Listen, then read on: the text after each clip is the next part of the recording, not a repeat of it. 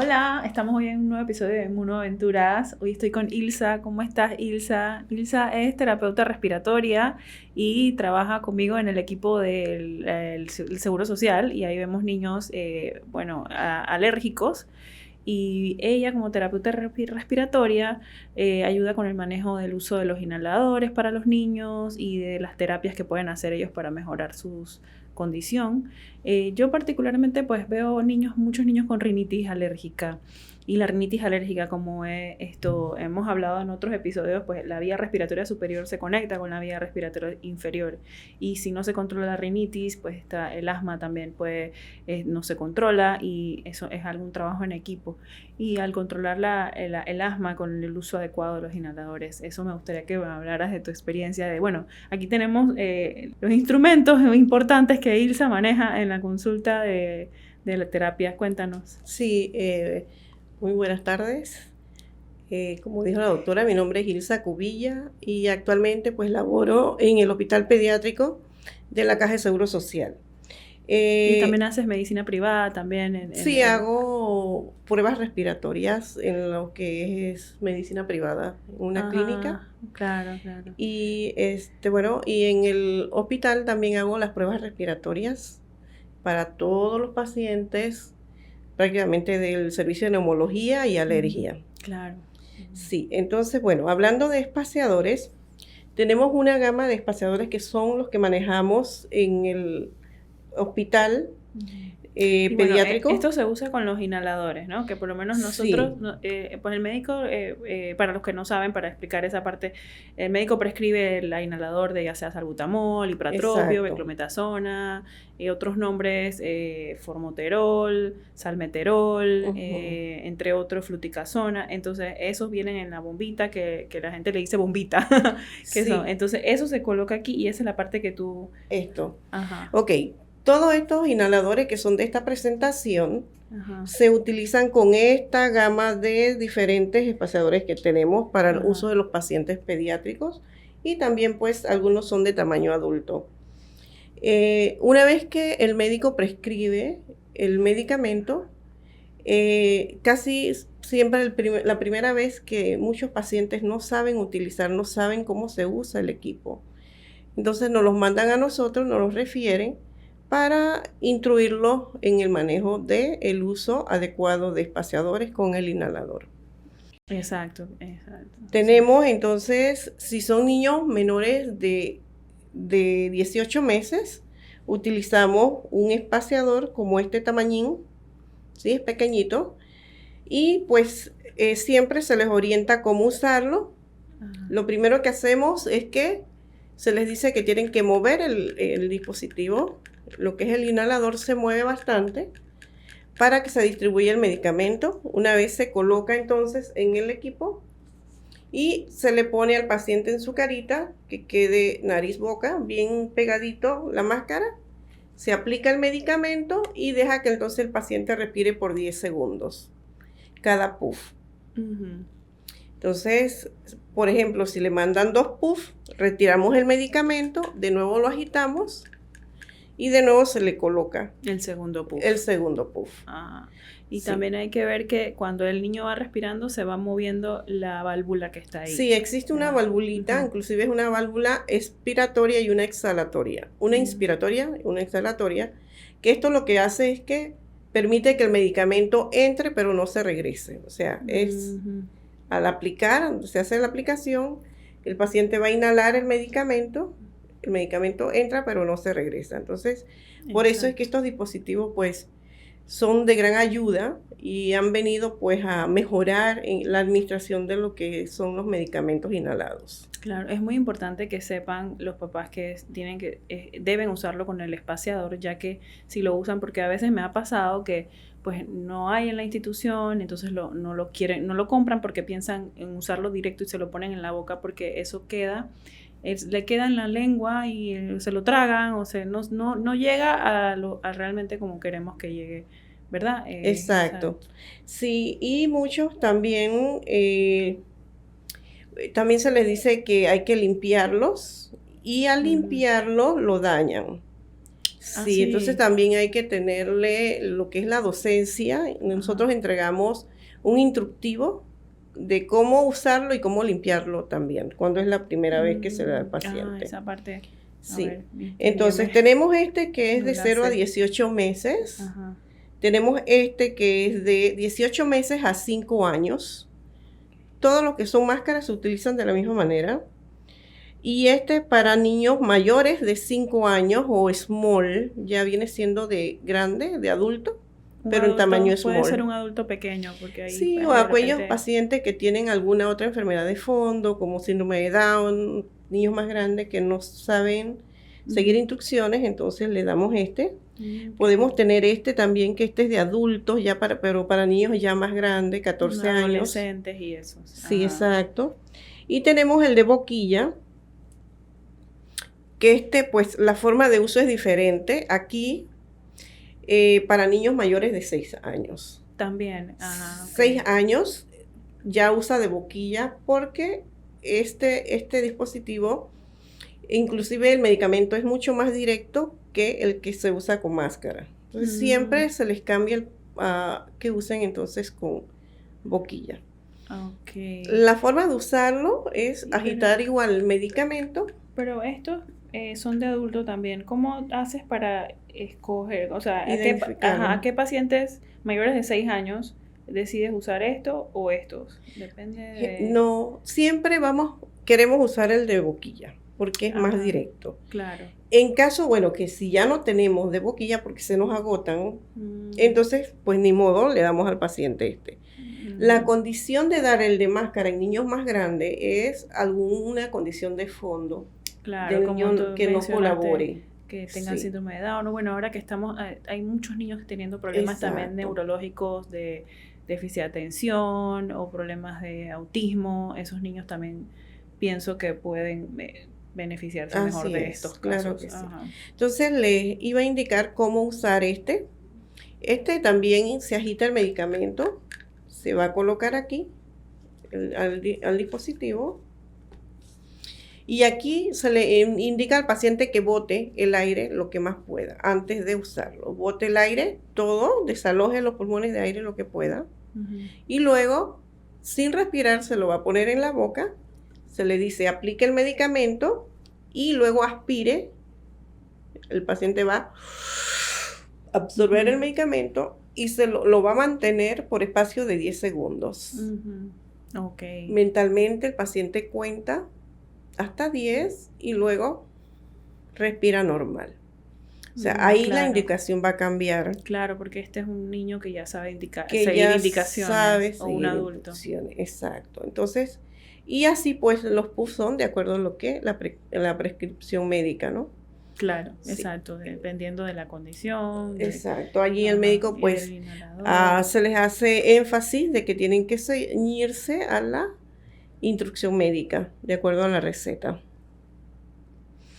Y bueno, realmente son medicamentos, una vez que el paciente siga las instrucciones, el paciente va a notar la mejoría. Claro. Esto, nosotros en la caja tuvimos, recuerdo que no usábamos estos instrumentos, no había en ese tiempo, muchos años atrás. Y realmente teníamos muchos pacientes en urgencias y mucho más hospitalizados.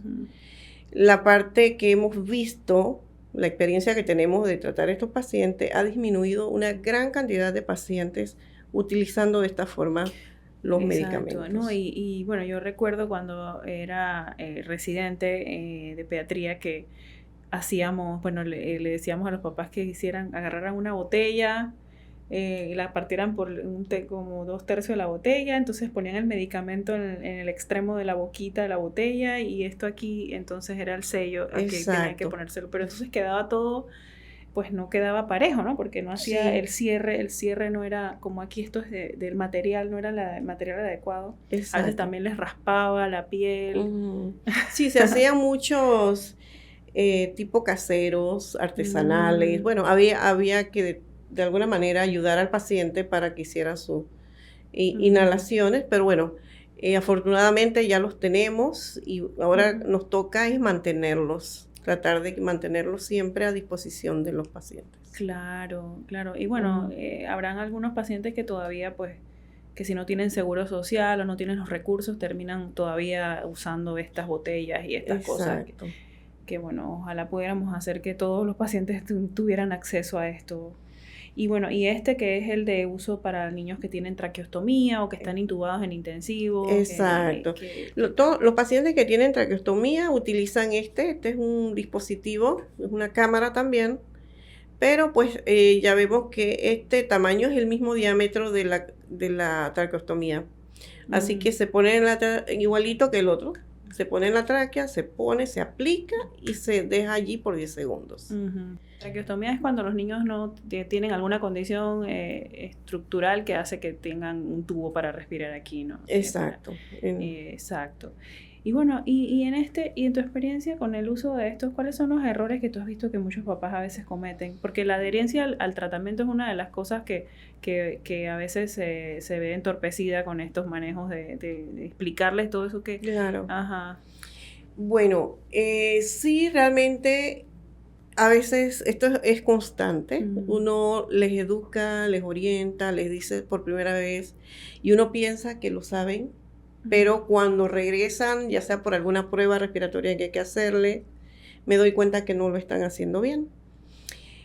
Muchas veces no hacen el esfuerzo inspiratorio para el PUF. Ya ves que cuando se aplica el medicamento, el paciente, en el caso del espaciador de boquilla, tiene que exhalar, botar el aire primero. Claro, eso y al botar el aire, eso va a permitir que cuando aplicas el medicamento, tenga una mejor absorción del medicamento. Claro. Entonces, si no lo haces así, entonces el paciente pues no está cumpliendo, ¿verdad? Con la cantidad de medicamento que debe entrar cada vez que haces la inhalación. El medicamento no llega adecuadamente. No llega. Se supone que pues una vez con esto bien aplicado, este medicamento debe llegar a las vías aéreas, a los bronquios más pequeños. Y otra cosa que yo me imagino también, bueno, no me imagino, porque también lo veo en mis pacientes adolescentes, es muchas veces el uso de esto, o cargar esto encima, pues no lo quieren llevar, o que no quieren estar usando eso enfrente de sus amigos, o sea, a veces la vida social se torna más importante que la salud en ese grupo etario. Exacto. Y pasa también mucho que se les da el equipo, tienen los inhaladores, pero como ya tienen 6 años, dicen, no, pero es que ya mi niño está grande, ya lo usa directo. Ellos piensan que es... No, todo paciente asmático debe de usar un espaciador, no se recomienda directamente el medicamento a la Incluso boca. Los adultos también deben usar Exacto. que es el de la boquilla, a todas las edades. Así es, siempre todo paciente que sea asmático debe tener su espaciador. Y otra cosa, la limpieza de los equipos, eso también es otra cosa que es sumamente importante. Nosotros hacemos una recomendación, el vinagre blanco es bien efectivo. Les decimos pues que se laven con vinagre blanco. Entonces pones en un recipiente que tengas para usarlo, para limpiarlo, lo sumerges en agua y le echas 1/4 de taza de vinagre blanco, 1/4 de taza, y con eso lo dejas por media hora. El vinagre desinfecta y va a ayudar pues entonces lo que es a la desinfección del equipo. Y luego también podemos lavarlo con bel de lavaplato, el líquido, pero eso es para lavarlo. Pero para desinfectar sí usamos el vinagre blanco. Ok. Y eso como una vez a la semana, ¿verdad? Una vez a la semana se debe limpiar. Si lo usan permanente, una vez a la semana. Una vez a la semana lo limpias con el bel. Una vez a la semana lo usas, sí, lo limpias con el bel y luego lo sumerges en agua con vinagre blanco. Sí. Ok, primero con el bel, el jabón, el líquido. Exacto. Otro error que cometen es como lo ponen a hervir como las mamaderas. Y a la vida. Y lo dañan. Sí. Así llega a nuestra consulta. Se me dañó. ¿Y por qué? Porque se lo metía a lavar en agua caliente y ya Sí, se porque deforman bueno, puede ser, es totalmente. algo que se vende como del material de las mamaderas y es algo que pueden Exacto. pensar. Pues, yo también Sí, podría pensar eso en algún momento. Ahora yo sé que es así, ¿no? Pero sí. No, cualquiera definitivamente podría no. pensar que se pueden lavar con eso. Ajá. Wow. Sí, entonces los Eso nunca lo dañan había y escuchado. sí, me han tocado muchas veces que Ajá. llegan que se me dañó el Otra espaciador. cosa que sí también me ha pasado es que a veces, digamos, si el niño pasa de los 5 años, los papás se quedan usando el mismo de los 5 años y en verdad deben cambiarlo Se debe al otro. cambiar, Y sí. eso tiene una fecha de duración máxima de cuánto tiempo, porque eso vence también, no debe ser Sí, usado más bueno, de 2 dos años, un año, años 2 años, ¿verdad? aproximadamente, Entonces dos a veces hay años. niños que desde chiquitos lo están usando, o este de 18 meses, digamos que el bebé empieza a usarlo cuando tiene los 12 meses y Ujú. ya al tener 18 meses, que ya está más grandecito, los papás siguen Sí, usando el chiquitito y eso bueno, no les para eso pues funciona. el doctor lo que hace es que prescribe el inhalador y Y el se cambia. espaciador y se les da, y se Y les se les cambia. cambia, claro. Sí, ya cuando cumplen los 5 años, prácticamente a los 6 años, le damos el de boquilla. Y el de boquilla. Ajá, que es realmente el que debe usar un paciente de arriba de 6 años, es el de boquilla. Claro, y les explican Ujú, ya cuando el niño entonces entiende. Pero ¿te ha exacto. pasado que de repente un niño de 6 años que tú crees que puede, que tú sientes que a pesar de que tiene 6 años no está siguiendo las indicaciones? Exacto. Sí, hay Ujú. niños que Que de repente no tienen una condición de base, pero que hay sí, algo allí que tal vez son no se ha muy distraídos diagnosticado. o son muy Ahora que hiperactivos y son... todo lo quieren hacer corriendo. Bueno, en esos niños, bueno, es preferible entonces darles el de máscara, Ujú. ¿sí? Porque para que si no saben usarlo porque son muy intranquilos, pues le damos el de máscara y Ujú. pues ese es mucho más sencillo de usar. Ujú. Ujú. Y otra cosa que también pasa mucho es que el paciente va a la consulta con la mamá o con algún familiar, pero el que la cuida, el que cuida al niño en la casa es otra persona y entonces Exacto. esto quisiéramos que a la consulta fueran todas las familias para poder explicarle a todos, pero no es Sí, y posible. sí, bueno, Entonces la para información ellos no se va, entonces les se damos cambia el instructivo de en manera de que se lo papel. pasen. Si Ujú. se lo pasen ya con el instructivo, pues tienen una idea bueno, una idea escrita, pues, para que Ujú. ellos la suministren a otras personas que son los Ujú. cuidadores de los niños.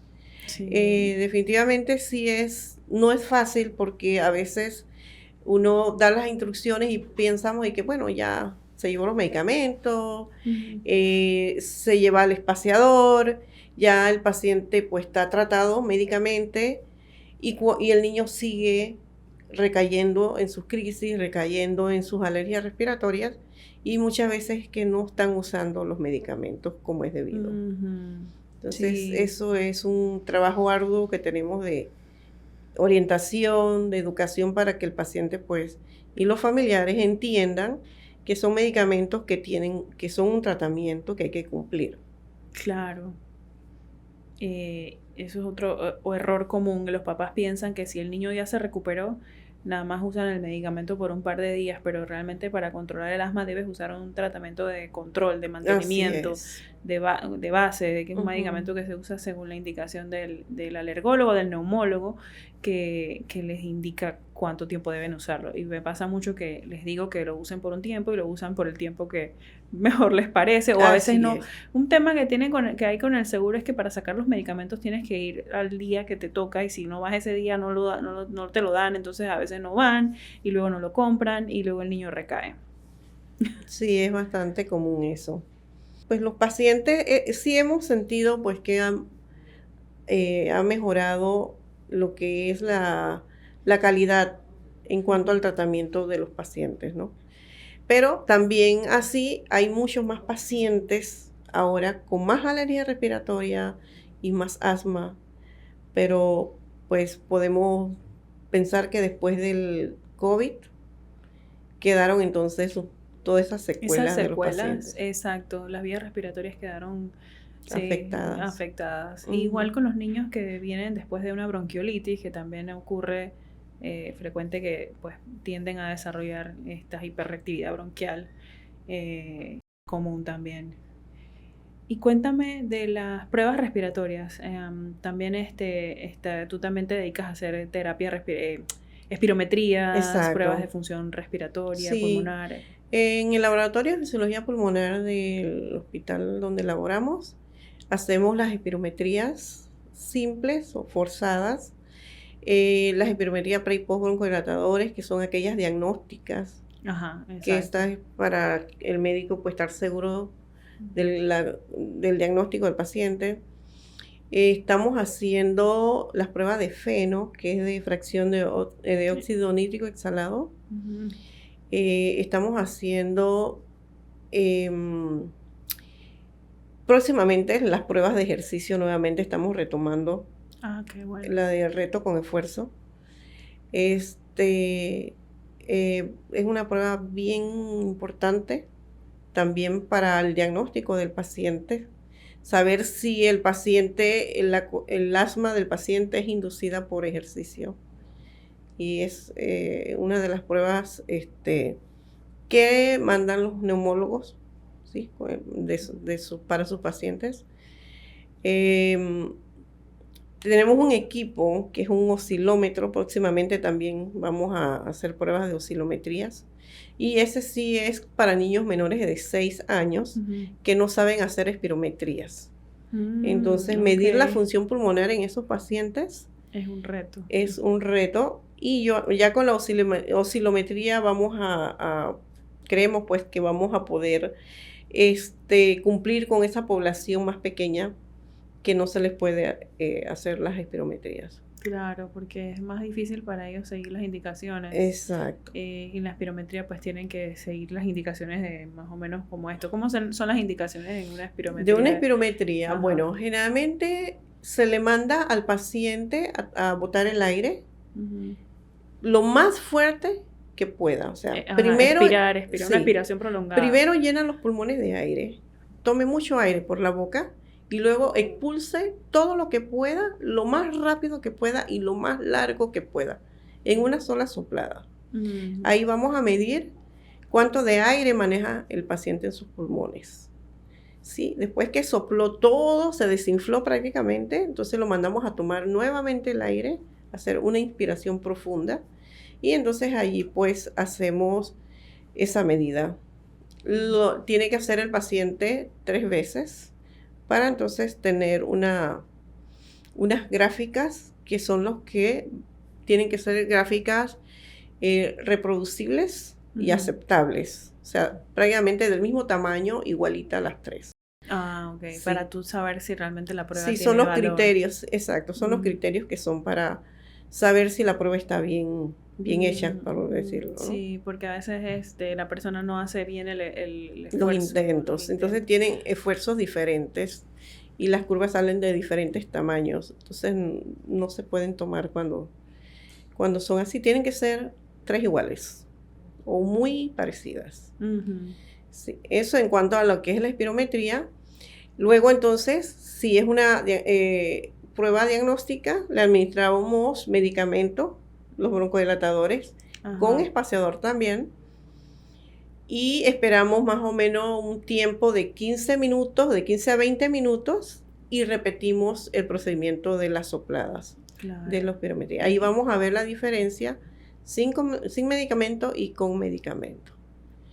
Claro, sí. Entonces ahí vendría ese sería el diagnóstico, ¿no? El diagnóstico sale inmediatamente. En aquellos pacientes que quedan iguales las curvas, que no tienen cambios, esos pacientes, la mayoría son negativos por asma. Que no son asmáticos, pues sí. hay algo más que investigar. O pueden ser aquellos pacientes que están muy bien controlados, que sí les sale igual. O sea, no quiere decir que no sean asmáticos, pero están muy bien controlados. Entonces, pero la prueba de base de inicio es la pre y post bronco, y ahí pues el paciente, si no ha usado ningún medicamento, sale, si es positivo, va a marcar una gran diferencia en el post broncodilatador. ¿Cuántos pacientes tú llegas a hacer viendo que eso es así cada 15 minutos? Eso debe ser bien demorado. Sí, largo. 1 hora, si es una espirometría simple, puede demorar en niños a veces hasta 30 minutos. Por lo menos una prueba de FeNO, que es para medir la fracción de óxido nítrico, que se mide es lo que se observa con esto es la inflamación de la vía respiratoria. Bueno, esta es una prueba aproximadamente de 15 minutos, es la más... Es más rápida. La más rápida. Y bueno, no requiere de tanto esfuerzo como una espirometría. Sí, entonces, pero sí, realmente sí, tenemos bastantes pacientes. Se nos creció la población de pacientes atendidos. Comparación a cuando estábamos en hospitales de especialidades pediátricas, ahora en Ciudad de la Salud se ha doblado la cantidad de pacientes para estas pruebas respiratorias. Ok. Y esas pruebas, bueno, generalmente pues también son enviadas por el alergólogo o neumólogo, o también la puede enviar un pediatra. Generalmente tenemos el filtro, las policlínicas y eso. Un filtro no, porque realmente ahorita la atención la estoy haciendo yo sola en lo que es la parte de la consulta. Ojalá pudiera atender a nivel nacional, pero es un poco difícil. Estamos limitándonos a atender los médicos de nuestro hospital. Claro. Yo tengo 6 neumólogos, sumamos a los alergólogos, ustedes mandan pruebas. 4, y así sucesivamente, ya es bastante. Sí, es bastante trabajo para ti sola. Y bueno, han mandado, digamos, de Santiago, hay pruebas que no se hacen allá, por lo menos la prueba de ejercicio. Y ya están mandando para pacientes para hacer esas pruebas acá. Y bueno, ahí estamos tratando de ver cómo ayudamos, pero definitivamente sí se requiere recurso humano pues para... ¿Y ya la están haciendo todavía? Estamos haciendo los pininos para inicio. Ya, pronto se van a empezar a hacer. Es bonito cuando ves a un niño pues que llega sin diagnóstico, que nunca los papás pues estuvieron dando vueltas con los síntomas del niño, estos niños que de repente tienen síntomas de dolores en el pecho a veces y no se han diagnosticado que son asmáticos o que tienen esta tos crónica, y verlo que después del uso del inhalador y de hacer las pruebas y esto te das cuenta que ha mejorado. Claro. Sí, tenemos muchas experiencias de familiares. Las mamás llegan muy contentas diciendo que su hijo ha mejorado en gran cantidad a comparación a un año atrás. Y la verdad que sí, nos llena de regocijo eso, porque quiere decir que estamos haciendo un buen trabajo, sí, entre los servicios que atendemos al paciente. Claro, y la calidad de vida de los niños. Muchas veces estos síntomas, hay niños que a veces no necesariamente es la clásica tos, a veces el dolor en el pecho, a veces hay síntomas que se pasan desapercibidos y son niños asmáticos que no son bien diagnosticados. Entonces, al llegar al diagnóstico, porque sí he tenido niños así, sobre todo hay niños con dolor, un par de casitos de dolor en el pecho, pero no está con la tos crónica y se agita cuando corre y los mandan a cardio y cardio pues descarta todo y terminan siendo niños asmáticos. Exacto. Y con las pruebas y todo eso lo vamos viendo. Así es. Y esto a veces es frustrante para ellos ver que no hay un diagnóstico, hay tantas vueltas y eso. Pero básicamente el uso de esto es lo que realmente nos ayuda pues el adecuado uso de esto. Sí. Es lo que nos ayuda a llegar al diagnóstico, y gracias a que ustedes pues tienen también la experiencia de explicar el uso de esto. Sí, como le digo, se les explica, se les da todas las instrucciones. Y una pregunta, ¿en las policlínicas y en los centros de salud también tenemos estas cosas? ¿Tenemos esto o solamente es en la Ciudad de la Salud? Entiendo que algunas policlínicas están ahora adquiriendo los espaciadores. ¿Y hay terapeuta respiratorio? No, allá son manejados por personal de enfermería, entiendo.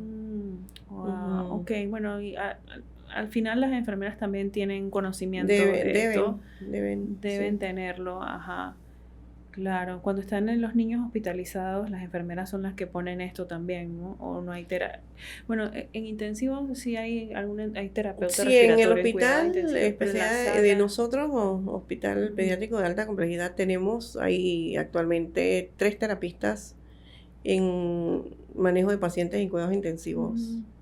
Así que también ellas ayudan mucho en cuanto a lo que es la aplicación de estos medicamentos cuando el paciente lo requiere en UCI. ¿Y cómo hacen? No sé si tienes casos de estos niños hay niños que están en casa, que tienen alguna condición, están encamados y están usando algún ventilador. Digo, son casos inusuales, pero bueno, me vino a la mente esto de que cómo los papás tienen que tener apoyo de algún terapeuta respiratorio que les diga cómo manejar ventiladores en casa. Y bueno, en adultos también, pero en tu experiencia como niños. Sí, han habido pacientes que se llevan sus ventiladores a casa, se les adiestra antes de irse en el cuanto al manejo del ellas aprenden, la mamá aprenden a cambiar los circuitos. Las mamás se convierten en enfermeras, Así en médicos, es. en terapeuta respiratorio, en todo. Antes de irse prácticamente hacen un curso, antes de irse, para aprender a manejar todo lo que requiere el paciente.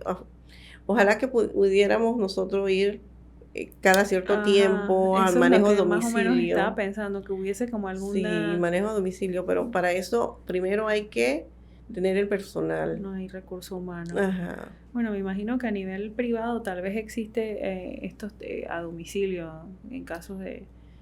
Sí, hay a nivel privado que se dediquen. Ajá. ¿Tú no haces así manejos a nivel privado? No, la verdad, de este tipo no. ¿Haces otras cositas como que...? Las pruebas respiratorias en una clínica es lo que hago yo. Las pruebas respiratorias en la clínica. Pero a nivel ir a la casa del paciente a hacerlas, ¿no? No, porque generalmente son pruebas de hospital. Digo, de clínica, ¿no? Claro. Tener un equipo portátil para hacerlo. ¿En qué clínica? Pues en clínica trabajas para también que de repente quienes te están escuchando sepan dónde pueden ir a hacer trabajo esa evaluación. En la clínica CLINEP o en el Hospital Punta Pacífica, en el consultorio 857. Ajá, ok. Sí. Es una clínica de neumología. Es una clínica de neumología pediátrica. Ajá, ok, con neumólogos pediátricos. Generalmente ustedes trabajan con neumólogos. Sí, los exacto. alergólogos nos apoyamos, pero la verdad que el manejo del asma es más... De neumología. Porque no siempre es alérgica. El asma también puede no ser alérgica, entonces ahí vemos más que nada eso. Sí, exacto. Las alérgicas las veo yo y mi equipo, y las que no son alérgicas aparte. Ya se vienen acá para neumología. Ajá, sí. Ajá. Sí, bueno, Ilsa, ha sido un placer aprender de esto y que nuestros oyentes de Inmunoaventuras y nuestro equipo de Inmunoaventuras también pues aprenda de esto y aplique esto. Muchas gracias por tus conocimientos. Nos vemos en otra Gracias. Inmunoaventura.